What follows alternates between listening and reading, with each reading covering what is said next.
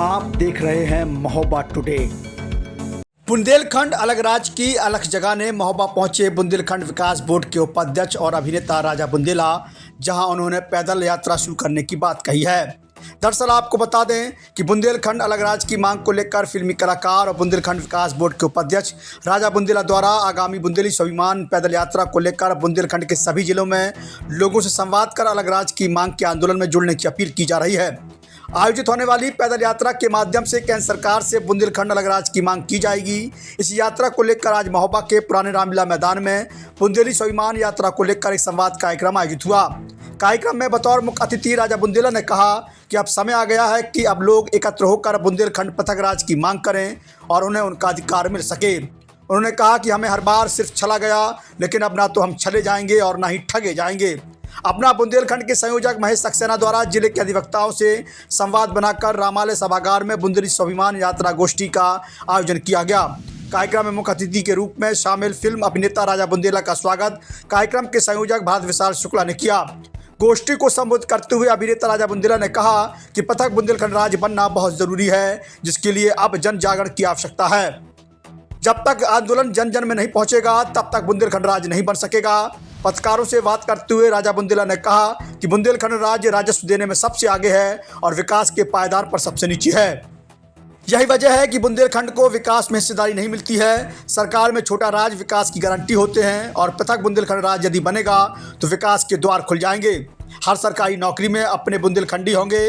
उन्होंने कहा कि इन्हीं बातों को लेकर अब जन जागरण के लिए पदयात्रा निकाली जाएगी, जो ललितपुर से शुरू होकर उरई में समाप्त होगी और दूसरे चरण में रथ से शुरू होकर चित्रकूट जाकर संपन्न होगी। उन्होंने कहा कि इस पदयात्रा का उद्देश्य प्रत्येक व्यक्ति से जुड़कर बुंदेलखंड पृथक राज्य की अलख जगाना है।